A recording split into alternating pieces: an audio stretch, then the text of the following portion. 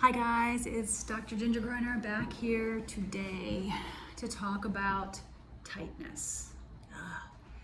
It feels terrible, and you often don't know you have a problem until you have shoulder problem. You tear your rotator cuff, you start having headaches, you have neck pain, you have breathing dysfunction, you can even have pelvic floor issues. I am a huge proponent of something I call the 3 diaphragms, 3D work: vocal, respiratory, pelvic diaphragm, okay? Those are intimately interconnected. Today, however, we're talking about orofacial issues. For example, I had someone come in last week and they had shoulder, neck pain, some degree of headaches, and some breathing issues. All that turned out to be tightness in the orofacial area. Sorry if you hear the thunder in the background, there's a little storm going on.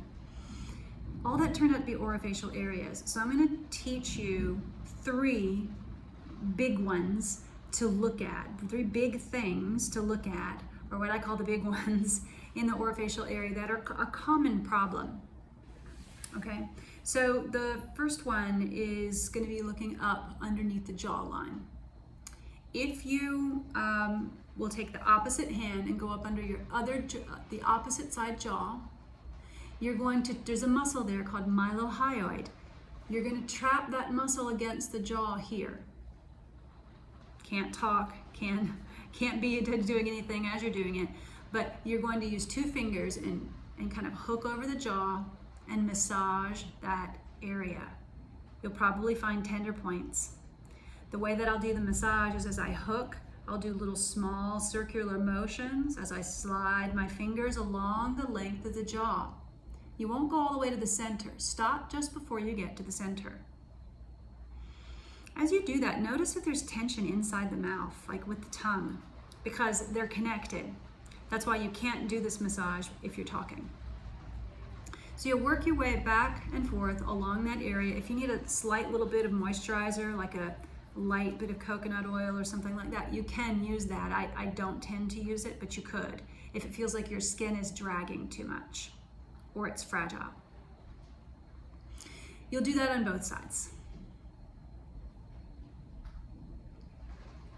Sometimes it also helps if you move the tongue around, feel the tightness, and then deliberately let go of the root of your tongue so there's no tension there. Again, another reason why you can't talk while you're doing that. So once you do these 2 areas here, now there's another set of muscles called Digastric, and they rest like this. So my fingers could kind of suggest where they are. It would be here, and they slingshot up and go right behind the ear. So you want to see if you can rub your finger across that area that goes like this. Okay, that's what it looks like, because they might feel like a thick rubber band that's not very yielding, right? You might even feel it go into your ear, up into your jaw, down into the neck and the shoulder area. So just be aware of that. And by the way, these are things that you can do each day to keep the orofacial area pretty happy, right? You're gonna find tender points. Always do the opposite side here. Okay, so go to the opposite side, do this one. Same little circular motions. I tend to shoot for 5 directions in one circle, circular one way, and then circular counterclockwise the other direction. If you also grind, you're gonna find this to be points that you need to do regularly, okay? So we've done 2 muscles so far, this one and these. Now come behind the ear, not so much that you're on the ear, but back up, and not so much that you're at the bigger bone that's behind the ear here.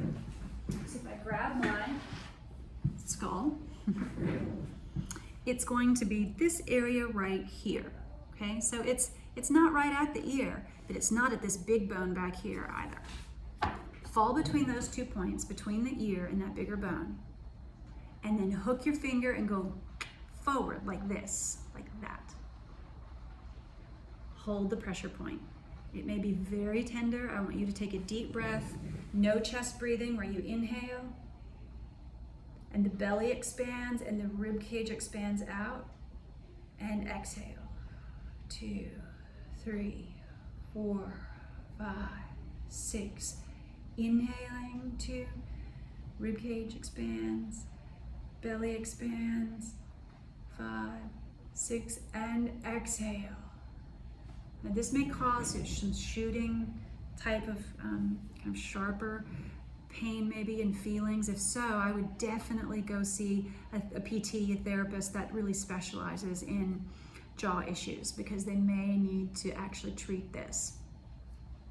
I would not do both sides at one time, at the same time. I would do one at a time, so make sure you go. You can stop the video here, do the other side, use your hook finger, breathe through that. Take at least 3 to 5 breaths to do that. Okay, so my finger, when I'm treating myself, is really, really forward. It's not really out to the side like this. It's more like this, where you can't even see it, okay? Also note that if you need to loosen up the tongue on the inside by letting the root, the base of the tongue drop down, do that, okay? So if those are the big 3 that commonly lead to issues. There are 2 more that I will add that you probably have done just when you're trying to think, or you have a headache, or something's really stressful. What do? Put your head in your hands, and then maybe you massage your head a little bit, right? Those are valid points to hit. One is called the masseter. It's over the jaw, which is here.